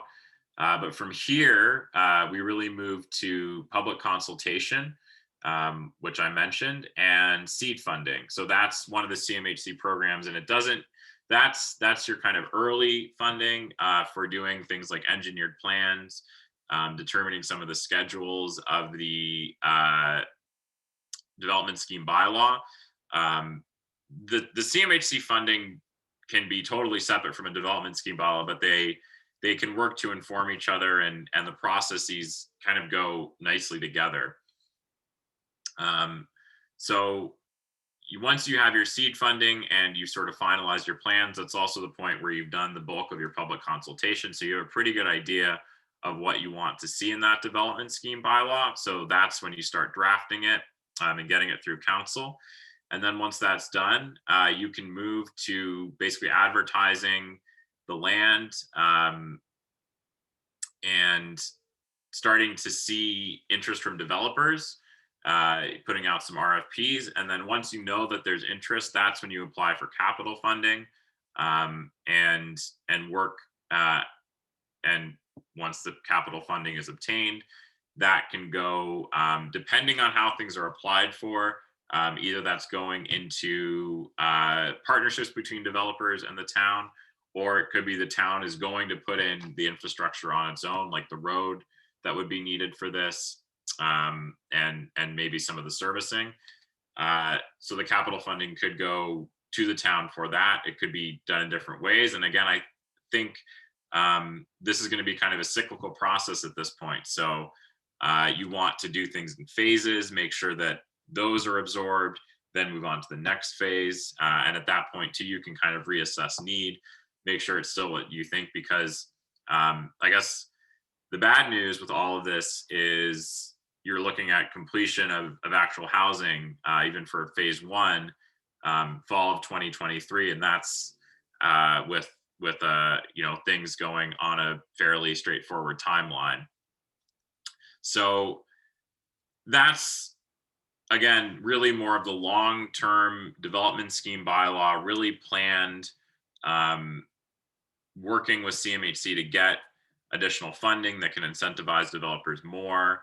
But that takes time as well, because the application process is fairly rigorous. It takes time for them to adjudicate and deliver funding. Then you have to enter into agreements with them. So this is definitely a long-term process, and it's really great that there are short-term things that are happening now with the RFP process and those developers who are approaching the town now. This is more to think about the future, because the need is greater than what is coming forward now. So to break it down a little bit more clearly in terms of next steps, that seed funding application could really begin now. The public consultation, starting to get that set up, that can begin pretty much now. Then in the fall and early winter, based on that public consultation with the seed funding, you can start doing engineering studies, site planning in more depth than what we've done so far. Sort of in that same time, we would work to start drafting the development scheme bylaw. And once that's done and in place, you move to RFP processes, development agreements, start making agreements with developers. And then once you know that that demand is there, you apply for the CMHC capital funding, you get that. And that starts going into the installation of infrastructure and the construction of housing. But that does take us to September of 2023. So finally getting back to your worship, your question, what do we do right now? Basically as soon as possible, I would say. So at your next council meeting, direct staff to start the seed funding application process, start organizing the public consultation sessions. And this is that separate incentive policy thing, but maybe it's not drafting the policy, maybe it's a little bit more research into it. If that's the direction that council wants to go, then there's no reason why that can't start really as soon as possible as well. So that's, I think, what council can do right now. I think also it's, council is talking really encouragingly about housing. I think council is probably aware there will be, I don't want to say resistance to new development, but there will be challenges that come with it in terms of making sure it integrates well into the community. And I think council being clear about the need for housing is a really important part of leading the community to see that housing is really needed. And this is a sort of I think a team effort between council and the town and staff to make sure that the right type of housing in the right places is developed. But in terms of concrete next steps, this is it. And with that, I will turn it back over to you, Your Worship. Thank you very much, Mr. Coben. Is it possible just to go back to that previous slide? Yeah, we'll just leave it on that one while we have the conversation, just because that's really the process that we'll be talking about. Councillor Blanchard, I noticed your hand. Yep, thank you. I just had a question to Mr. Goppin or whoever would like to throw out an answer. The concept drawings, the engineering drawings that we have from CBCL currently, where do they sort of fit into this process? Because I know as part of your previous slide there, it talks about your engineered plans and schedules, things of that nature. Where do those sort of fit in what we already have in terms of the developing the subdivision expansion, possible subdivision expansion, what have you? So those are here in the process. So the engineered plans are really like, these estimates I don't think are what you can take to construction firms to get real costing. And they're not looking at they're not back to the napkin numbers, but I think you need not really an engineer here. Maybe Chris can speak more to this, or Mr. Spear. I think you need class C or B. Or I can, yeah, no, that's fine, Senator. Yeah, so specifically, am I still able to hear? I'm getting a bad connection. Okay, so the last council asked if we were to develop the subdivision similar to what the original conceptual plans had. So it was based on plans that had been developed in the early 90s, I believe, for that second roadway that was kind of parallel to Diana going out to the Bar Road. And so they prepared two separate looks. They prepared one that was just bare bone lots, kind of similar to the current subdivision where it was, I think the number is 34 individual single family homes. But then they also did a second one, which had a variety of inventory on it. It had townhouses. I'm assuming that's Xander doing that. townhouses and multi-level apartments and single resident or single family homes and things. And so I guess council has to have a discussion. Is that the avenue you want to go? Certainly that plan was based on starting at Diana Drive, kind of close to the cemetery side, where there's kind of a road already started. And there's stubs there of services, so you can start going down there without completing the whole process. Like maybe you'll only go 200 meters in. That would allow like early phases of development of, you know, the multi-residential unit presentation we saw earlier, for instance, or, you know, plus additional housing on the other side or something. And so if council buys into that, we could use that as the beginning of the conceptual drawing. And then as we get into the public consultation that Xander was talking about and getting more feedback, it'll help shape what people want down there. Like, what is the inventory they want? What kind of amenities do they want down there? How much green space? Things like that. And that will help to go. So we know those estimates, I want to say, were handy in the neighborhood of 2 million, I think, give or take a couple of 100,000.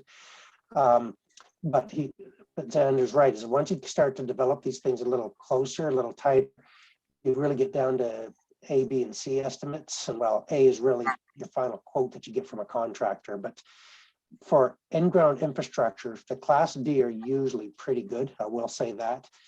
We usually do Class D estimates when we're doing our budgets in and out annually. And so we have a rough idea that they'll probably be within 10%. But until we kind of finalize exactly what council wants, and if that CBCL original conceptual drawings are exactly the way you want to go, at least for the road and generally, then they can be a starting point of here's the road, here's the land. What would you like to see placed along the road, so to speak? It is the way I envision it, but maybe Mr. Gopen could expand on that a little bit. That's pretty much how I would envision it as well. So you use those basic concepts to have enough information to get the seed funding from CMHC, and then you get a much better sense through public consultation, and you use the seed funding to do because as you go up in class, that's the cost for the studies goes up as well. So because they're doing more and more detailed analysis of materials and every factor that goes into construction costs.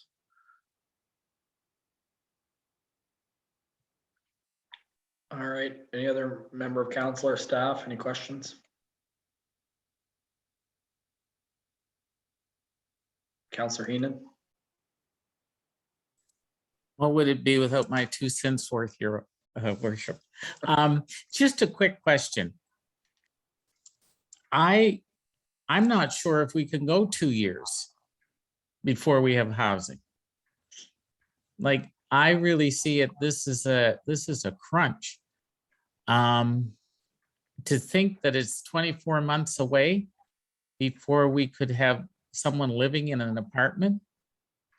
I mean, I know that this is the plan. I know that this is how it works, but it doesn't, you know, it just seems so far away for a crisis situation. And I don't know if anyone else agrees with me, but wow, it's a long haul.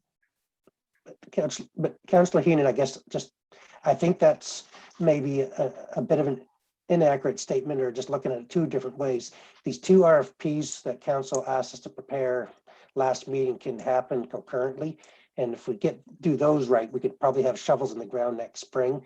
Now, honestly, even if we told someone, go ahead, they're not going to get shovels until next spring. So at least a year and a bit away from anyone moving into any property.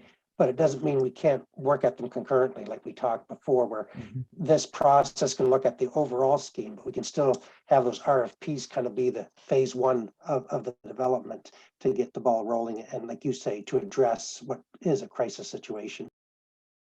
Thank Thank you very much, Mr. Spear, for clarifying that. I appreciate it. So I guess if I could on that point, Mr. Spear, so say we put the RFP out and we don't know 100% what that looks like. We have a pretty good idea from Mr. Corbin's presentation of what it could look like. Doesn't mean that's what it is, but I think that's why we're really pushing right now the need, but also we have a developer that appears that they're ready to put shovels in the ground in the spring. So I think we're all aligned that we need to go to RFP on that. I guess my question is if we go to RFP on that and then we support the Passamaquoddy Lodge, the question is there a point of us going through this process and point of the fact, can we afford it as a municipality to do everything? Or should we concentrate on the RFP that we have today? Obviously, you know, we'll look at the lodge motion next. And then option C would be just to develop the incentive program to let private developers start to develop this. I just, my question is if we you know, give land or provide services, is this process after still something that you'd recommend this council to do? Or are we starting to wear ourselves a little thin with our asset management plan that we have with the amount of debt that we should be, you know, balancing? What it comes down to, your worship, is how much you want to give away and how much you think developers should help contribute. Personally, and that we can look at it more, I don't think developers would take everything we gave them. So if we offered to build the building, put in all the services and give them the keys to it, they'd be glad. So I think we've got to be a little more realistic, and, you know, maybe it's a 50%. And when the previous council talked about that development conceptual drawing, it really was, let's say it's those 34 properties. The idea was it would have been funded by selling each of those properties. So that you know, when it comes to affordable, that creates a bit of a problem. But on the flip side, not every unit is going to be affordable. And if a developer, like we talked before, the CMHC, they only require about a third of the units to be affordable. So that means the other third can pay for some of the upfront costs, including those of the services that are provided. So I think that's why we've got to look at it quickly, look at it precisely and very analytically. That I don't think we're expected to give away everything to every developer. And I don't, you know, again, they'd like it, but I think that they can still be profitable. If the town's willing to share some of it, that's great. And again, looking at the long haul, you're going to get a return on investment 10 to 15 years, you know, so it's never gone money. It just means it's going to take longer to recover.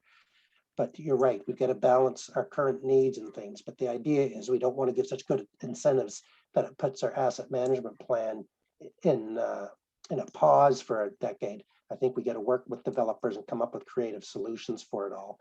And again, you know, none of them are asking for like 100% funding in order to create affordable housing for everybody. It's kind of having a few affordable units, but then the rest would probably be close to market. On that comment, do you think there's value, Mr. Gopin and Mr. Spear, or even the housing committee that we just recently formed? Is there value in us meeting with the municipality of St. Stephen and aligning versus be competitors? Are we better off having kind of a mutual launch of because it's a regional problem? I wouldn't want to get into a bidding war of incentives against St. Stephen. I'm wondering if a united approach would make more sense for us as a region.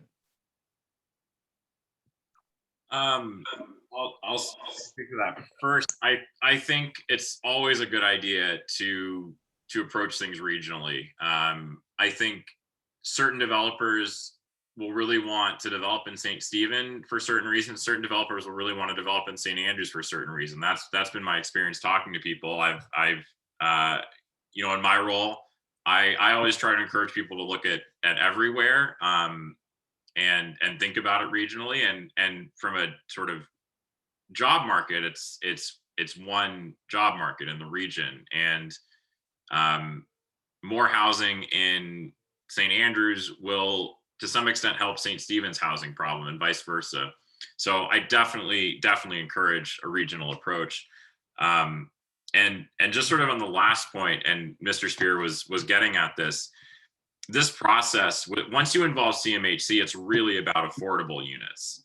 I don't see ways of developing affordable units without subsidies, whether that's grants coming from CMHC,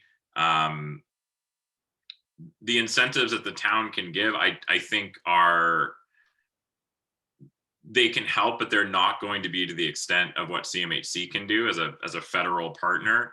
And you know, the province could also play a role. I'm not quite sure what that is, but it would be nice to see something.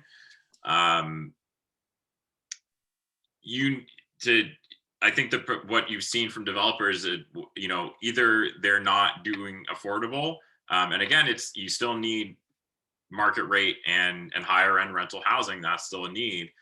But if you want to see affordable housing, the developers are saying it really depends on how much you give us, how affordable it's going to be. Well, if you partner with CMHC, then what you can give them is a lot more, and some of it might be for them to work with CMHC. That might also be the case, but the town can leverage things through CMHC that private developers can't, without necessarily having to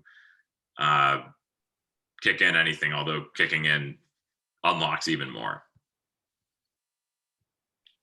Thank you. Just gonna scroll through here to see. Councillor Neil. Yes, thank you, Your Worship.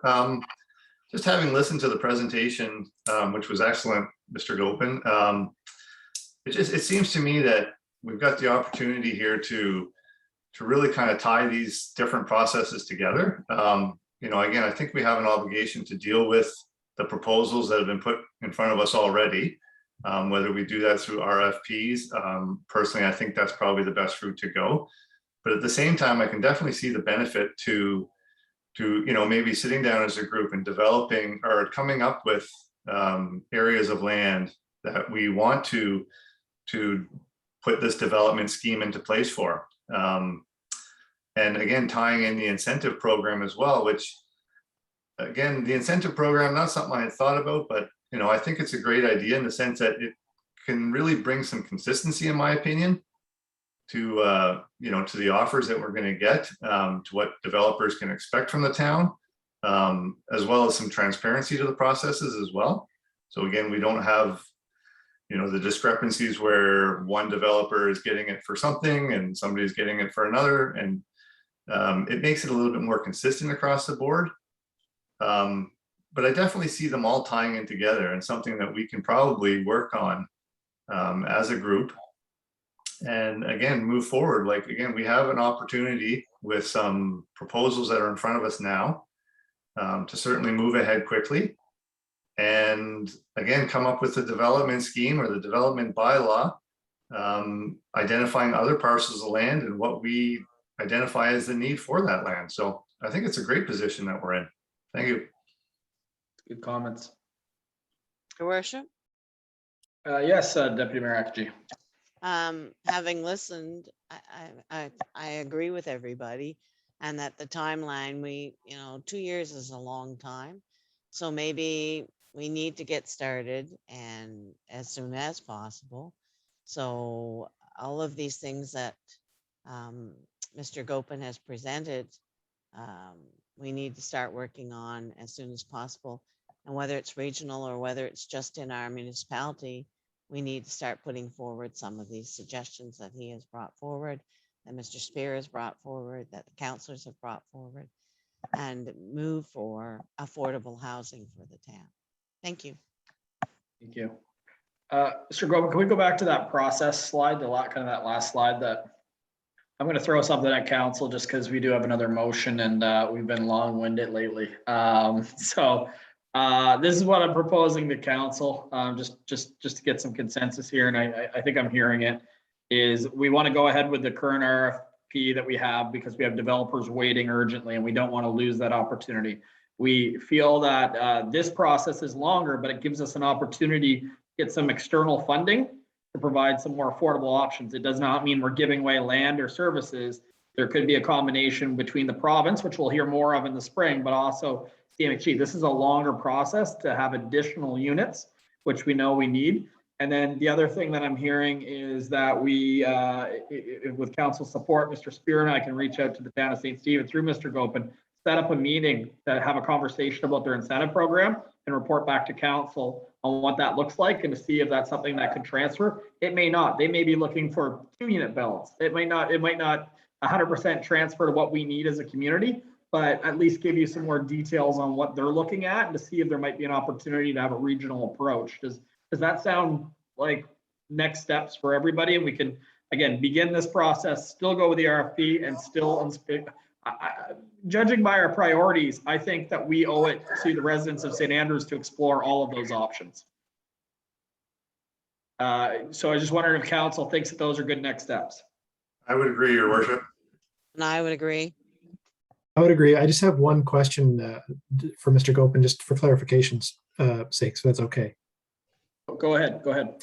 So I just want to be clear on one topic, because we're talking about affordable housing, which based on the presentation, which means 30% of income or less is going to housing.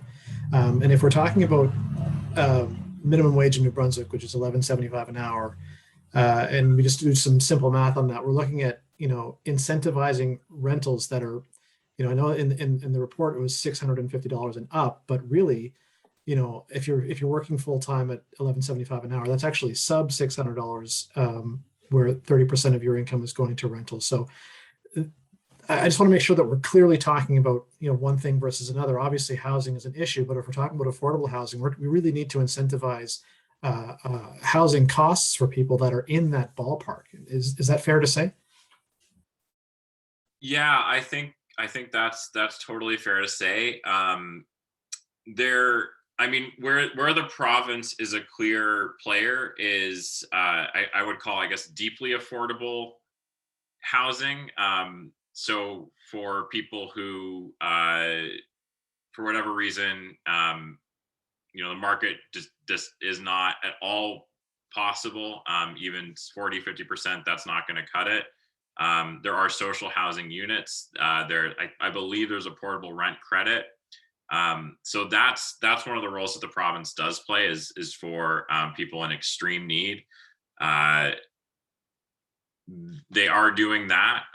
Locations aren't always the best, and there's certainly issues with that program. But I think in terms of what the town can do, it's not quite that demographic. I think it's looking at ways, and I think these are all good.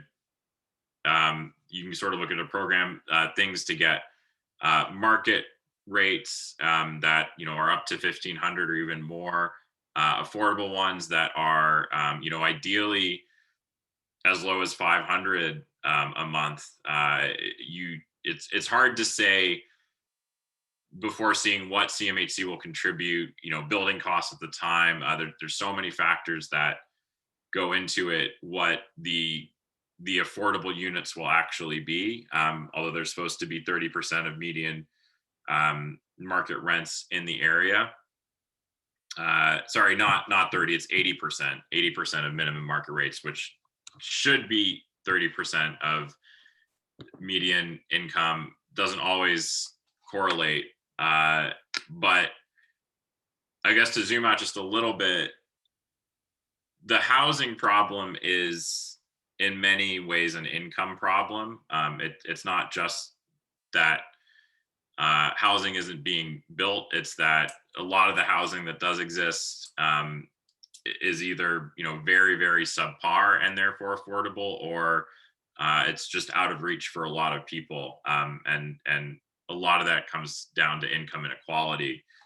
So there are other things that could happen to change the situation. I don't think they're the town's role to play, but I think the province and the federal government and maybe the town can advocate for some of those things. I think there are roles there. Thank you. Any other questions? Otherwise, I'm going to turn the page just because I am cognizant of your time. I'm just going to jump down to see if I see any hands here quickly. Seeing none. I just wanted to say thank you very much for this presentation.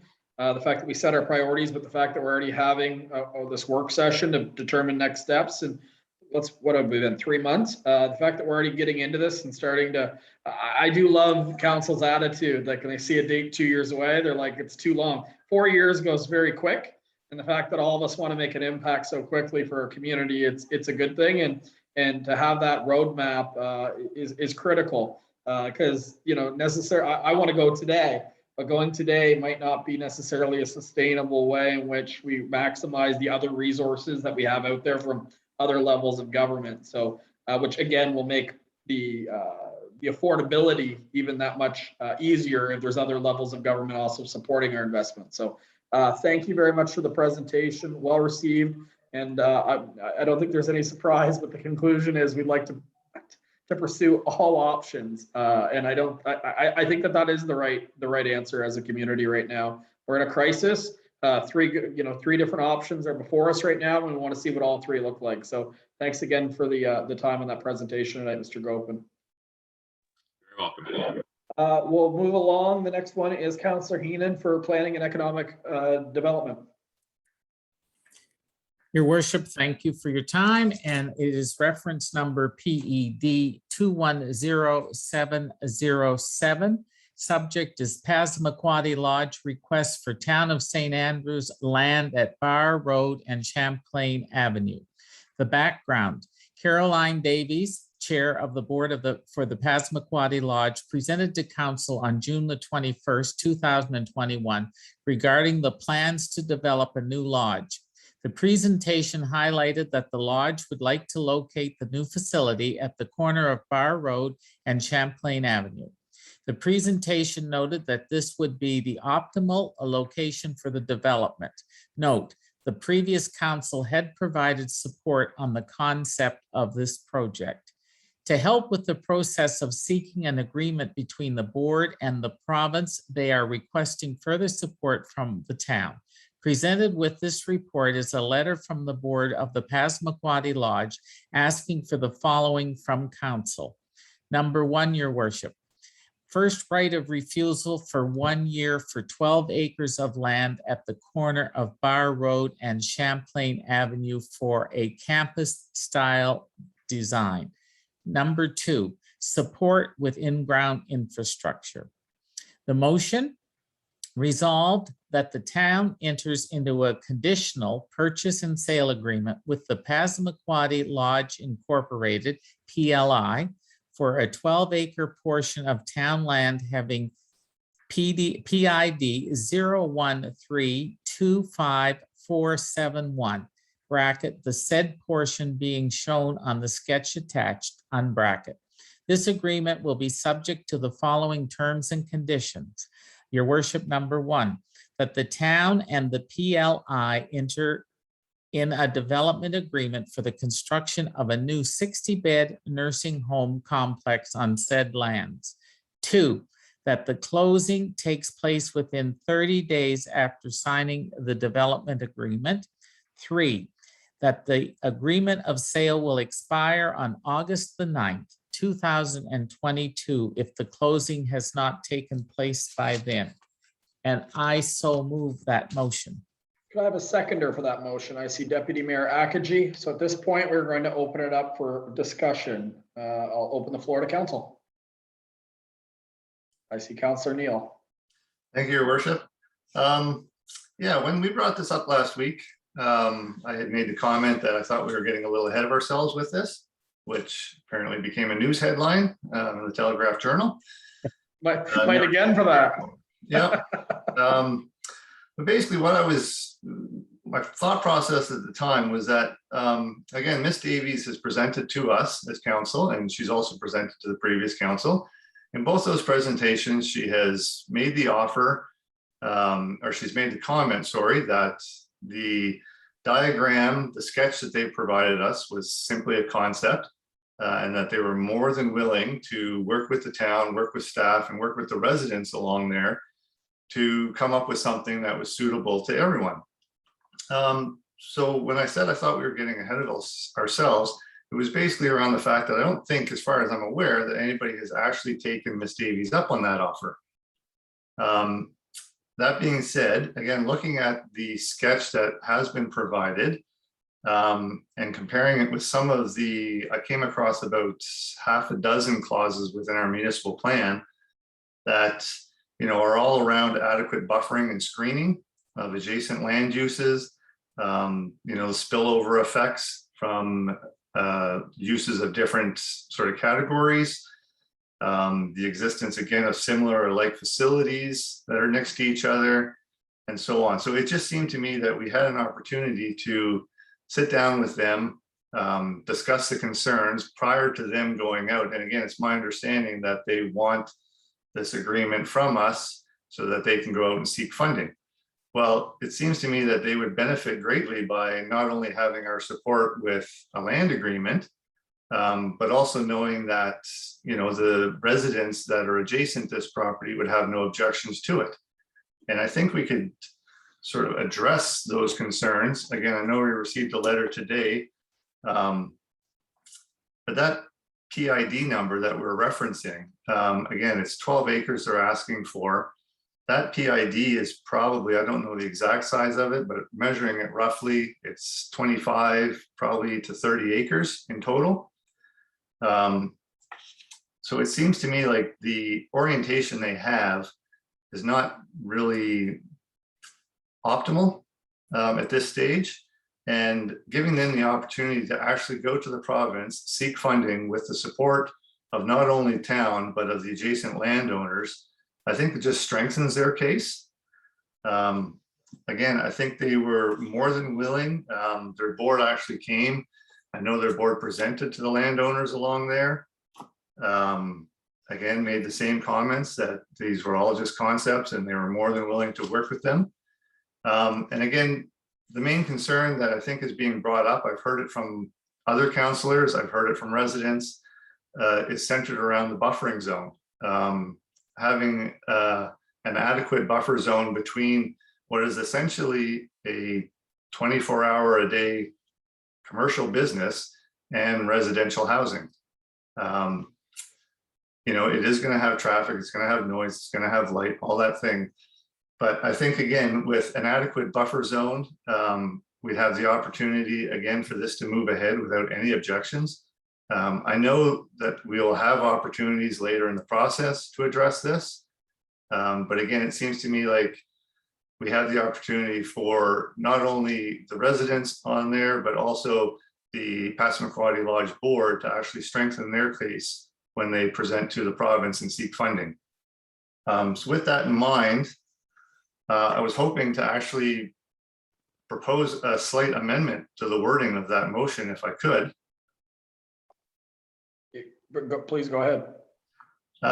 Basically what I was looking for was where it mentions for a 12 acre portion of land having PID 013254771. If we simply change the wording to a 12 acre portion of town land within that PID number, which gives not only us, but the lodge themselves a little more flexibility. We would still obviously have input as to how it is laid out, and removing the bracketed section where it says the said portion being shown in the sketch attached. And under the terms and conditions, I would propose, again, we add a fourth there, and I don't know exactly how we would word it, but something along the lines of allowing for an adequate buffer zone between the proposed development and the adjacent land users, whether it's 20 meters, 30 meters, that's something we could decide on. And the reason for that, again, is not only to preserve the trees and the habitat that is there. Again, as we've noticed, I don't know if people have driven by Anchor's Landing, the 10-meter buffer zone between them and Mowat Drive is all but gone. Again, these old forests, you take it down to that small an area and the trees just will not survive a winter, basically. The other thing I wanted council to be aware of is that that sketch as it's laid out right now comes to the back of the property lines of the adjacent houses. And they've incorporated a 10-meter buffer zone. Well, there isn't 10 meters of trees right there. The town does have a ditched area that goes along there, which is essentially about 20 feet wide. So from the back of the adjacent homeowners to where the tree line actually begins, it's actually already about 15 meters. So there would be 0 tree line there under the way it's proposed at the moment. So I think putting in something along, again, providing an adequate buffer zone, as well as just eliminating the portion of the attached sketch and allowing us the opportunity to sit down with the Passamaquoddy Lodge and work with them. And again, then they have the opportunity to go to the province, make a proposal with the support of town land and basically no objection from adjacent land users, which I think only strengthens their case. All right, so we have a amendment where it would be within the PID versus the 12-acre portion, so it'd be more generic. And then also that in condition number 4 would be to add a buffer question before, we'll need a seconder on that, but question for staff. Would those not be things that come back to council as part of the development agreement? Like, would that not be part of the future conversation that you have with council though, or like to add that in, is that above and beyond? Because there's probably other terms and conditions outside of the 3 that need to be done in a development agreement. That's just my only concern on it. Well, correct, your worship, because right now, and Mr. Gopin can jump in, but that's zoned to service residential. So to make that fit, it's going to require rezoning in a development agreement. And so a lot of the stuff. So basically we're just they just want to set up an agreement that they can show they have equity already to make a case for their funding. And if that comes along, then they can afford to really finalize their drawings and see how it's going to fit under the terms and conditions that the town sets at that point. So if it is that we want a 30-meter buffering, then we can say, well, here's what you want, and they may have to turn it 90 degrees or whatever the case. But to me, it would make more sense to try to keep this as bare bones as we can in the short term, knowing that you're going to have lots of time to make a decision in the future, but ultimately it's up to council. And is it safe to assume that we wouldn't begin the rezoning process until they receive a significant level of support and some indication from the province of New Brunswick? I'm just clarifying that. We wouldn't begin that process now. They have the motion before you without the amendment basically says they have to have all the ducks in a row, including funding and getting ready to get a development agreement signed and get construction shortly thereafter, not included in that, in the way it's worded. But basically all their ducks are in a row, or a year from tonight, the development agreement expires, or the tentative purchase and sale agreement expires, and then land just reverts back to the town of St. Andrews with no commitment. So in conclusion, so it would require rezoning, which would mean that it would pull the neighbors, and the neighbors at that point would be able to put in to talk about the buffer. Also, if there's a variance, it could be a term and condition of the variance. There's multiple levers that might be able to, I guess you could say, address Councillor Neal's comments. Yeah, I'd say everything's still in the ball of the town. Mr. Gopin, who deals a little bit more now, but tell me if I'm wrong on this. No, it is service residential, so it does need a rezoning that would trigger a development agreement, which could have this in it. It might need variances as well. So yeah, I think there's lots of opportunity to incorporate that. Also, my computer might die, so if I disappear, that's why. All right, so there is a mover to amend. I was wondering if Councillor Neal, we'd look for a second, or of course Councillor Neal, of course, could withdraw the amendment if he prefers. So at this point, I'll pass. I see Councillor Neal. Well, at this point, again, that being understood, again, I kind of felt that was the case anyway. I would propose then just remove the term and condition I proposed. We can deal with that later. But I would still put forth the amendment that we just change the wording to within that PID and remove the bracketed section referring to the actual diagram. All right, and just clarification, just because you will require a seconder, would that be satisfactory to the Passamaquoddy Lodge, Mr. Spear, do you think, or do you think that that would be a level of concern? Or the agreement there? Is Councillor Neal okay with leaving the 12 acre? It's 12 acres within, except we're just basically removing that diagram as the.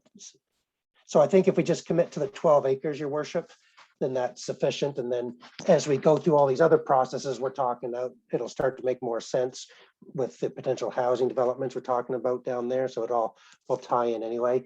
But I said, but if the 12 acres will be what adds their equity, they know roughly where it is. Yeah. The alignment is probably less of a concern to them at this point because they haven't got into that deep of a conceptual drawings yet, for sure. That is the wording I would go with, Mr. Spear. It's just for a 12-acre portion of town land within that PID.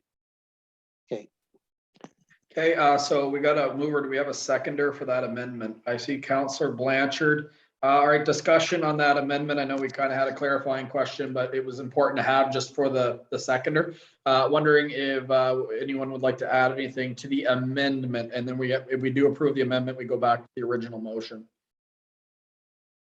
Okay, I'll call the question. All those in favor of the amendment, please signify by saying aye. Aye.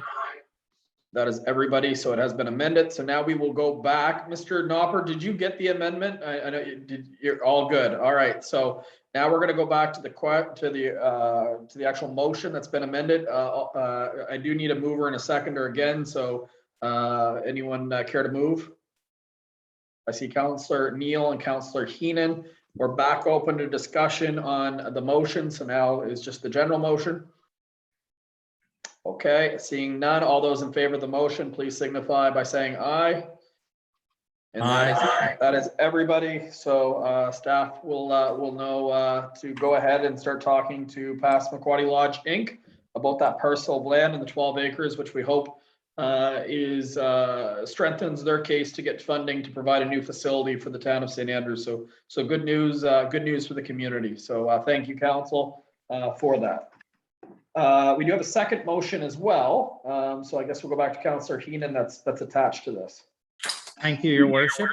This is the second motion, and motion reads that the town of St. Andrews will discuss the concept of in-ground infrastructure for a one-year period with future discussion based on cost estimates from engineers as of August the 3rd, 2021, and I so move. A seconder for that motion.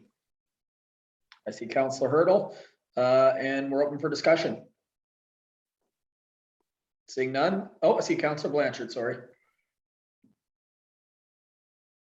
Thank you, Your Worship. So on this, I just want to be clear on exactly what we're looking at here. We're talking about discussing the support to support the concept of in-ground infrastructure. Again, not knowing the costs at this point, are we just preliminary discussions? That's all we're talking about, because my other question, I guess, and it may be early for this, but again, we're talking about incentivizing specific developments, right? And recovering the costs eventually. But my thoughts sort of turn to the current existing lodge and what, if this development went forward, what happens with that property that is, again, owned by the Passamaquoddy Lodge Incorporated. In the letter that they did provide to council, which was part of our package on July the 12th, they talked about that they mentioned that they're anxious to move forward on the new project, in part to free up the existing facility for affordable housing. And again, we just had a rather long discussion about affordable housing in the community, and we recognize this as part of our a priority for this council. I guess what I'm looking for is some assurances, I guess, and maybe that's too strong of a word at this point, but what assurances do we have that will in fact be the development for that the older facility? And is there a way, again, to build in as part of an agreement, if we agree to do A, then they agree to do B, I guess, is sort of that kind of a mutually beneficial situation is kind of what I'm looking for here. And again, I guess will all these questions be answered, I guess, or could those questions happen, those discussions happen as part of what we're talking about here? It does all seem very preliminary at this point. So I just want to sort of ask that question now, and I guess is throwing it out there. Is everything basically on the table as part of this? Is that what we're agreeing to here, just to enter into those conversations? Okay. Your worship, before you jump there, I do want to bring in some information. I did speak with Ms. Davies this morning, just in light of this meeting, and actually on that exact topic, they noted to me they've already had a few developers in to look at affordable housing developments as the transition for the lodge, and from the board's perspective, is what they want to do, is make the lodge affordable housing. So they wanted me to reiterate to council on that. So to Councillor Blanchard's thought, as part of this, staff could explore the support, and one of the terms of the support could be adding in what happens with the existing building. Because I think all of us would like, if we're going to be supporting this project, which we know is good for the community, but if we're going to increase the level of support, this is our opportunity to have some leverage to make sure that it's in the minds of council serving the best needs of the community. So I think staff probably can gather where we're going with that. Is that safe to say, Mr. Spear? And that'll be part of the conversation? Absolutely, Your Worship. Specifically, they asked for free services is really what they were asking originally. And tonight said that's a problem because A, we don't know what it's going to look like. So we don't know what this free services is going to look like. So I didn't want to commit to council to anything. So it goes back to our original discussion. Once we start getting into rezoning and development agreements, everything's on the table for council to make these requests and have deeper discussion on exactly what everything looks like. It's starting to get a little more difficult when you throw in the existing facility. Doesn't mean it's not on the table, but you certainly are able to have those discussions. And certainly realizing that they're a nonprofit, you know, as long as they're not going behind in the deal, I'm sure they'd be open to working with it. And the way to look at it is, instead of selling the current lodge to pay for the project, it does give them opportunity to get the free land from us, if you will. That's their down payment for the new lodge. And so giving us, working with us to develop the existing facility now becomes much more attractive to them. So just to summarize, this motion basically is giving kind of staff authorization to have conversations on what that deal could look like, and then you'll bring it back before council before entering in any agreement. So at this point, you know, obviously council is going to vote, but we'll have an opportunity to find out what that deal looks like and then decide if we support it or not. Any other discussion? Your worship, just one point. We may want to just readjust the motion to make it match with the previous motion for as of August 9th versus August 3rd. If we can do a friendly on that. I would call that a friendly amendment. Would all council concur? It's a friendly amendment. Okay, any other discussion on that one? I'll call the question. All those in favor of the motion, please signify by saying aye. Aye. That is everybody. Thank you very much, council. That wraps up motions. There is no new business, so we are in question period. Your worship, I have received no questions from the public. I will note that there has been an active communication on social media with positivity in regards to housing and housing development. Well, it's good to see people are engaged as we are on housing, so thank you very much. At this point, we will open it up to council. Any comments? Seeing none, I have none for this evening other than to thank you for your time and I know Mr. Gopin's computer died, but that was a great presentation to really start going, right? Like I think we can't get going soon enough is what I'm hearing from council. So we're not going to close session tonight. So at this point, I'll be looking for a motion to adjourn. So moved. Deputy Mayor Akagi, and then a seconder was Councillor Neal. All in favor of adjourning? And we are adjourned. That was everybody. Thank you very much.